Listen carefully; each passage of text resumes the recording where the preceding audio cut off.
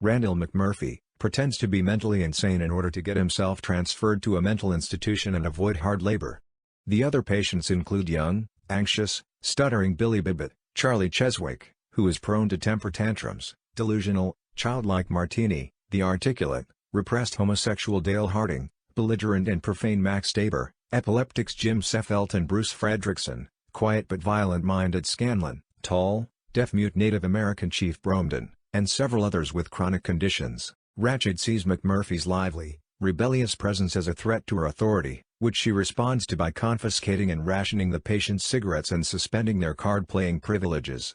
McMurphy steals a school bus, escaping with several patients to go fishing on the Pacific coast and encouraging them to discover their own abilities and find self-confidence. After an orderly tells him that the judge's sentence does not apply to people who are deemed to be criminally insane, McMurphy makes plans to escape, encouraging Chief Bromden to throw a hydrotherapy console through a window. After Cheswick bursts into a fit and demands his cigarettes, which had been rationed by Ratched, McMurphy fights with the orderlies, and Chief intervenes. Ratched sends Chief, Cheswick, and McMurphy to the shock shop as a result of this insubordination, and while awaiting their punishment, McMurphy offers Chief a stick of gum, and discovers he can speak and hear, having feigned his deaf-muteness to avoid engaging with anyone. After being subjected to electroconvulsive therapy, McMurphy returns to the ward pretending to be brain damaged, but then reveals that the treatment has made him even more determined to defeat Ratched. McMurphy and Chief make plans to escape, but decide to throw a secret Christmas party for their friends after Ratched and the orderlies leave for the night,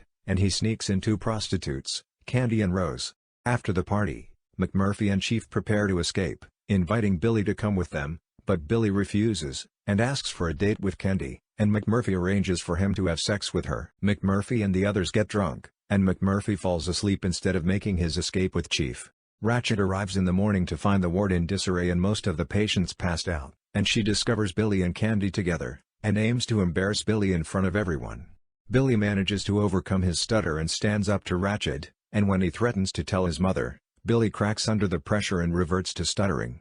Moments later, McMurphy punches an orderly when trying to escape out of a window with the Chief, causing the other orderlies to intervene.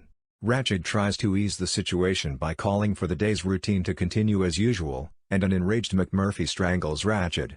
Some time later, McMurphy is nowhere to be found, leading to rumors that he has escaped, but later that night, Chief sees McMurphy being returned to his bed. He greets him, elated that McMurphy had kept his promise not to escape without him, but notices McMurphy is unresponsive and physically limp, and discovers lobotomy scars on his forehead. Chief tearfully hugs McMurphy before smothering him to death with a pillow. He then lifts the hydrotherapy console off the floor, smashes it through the window gates, and escapes alone, all while the remaining inmates, having been woken up by the glass-breaking noise, watch and cheer him on.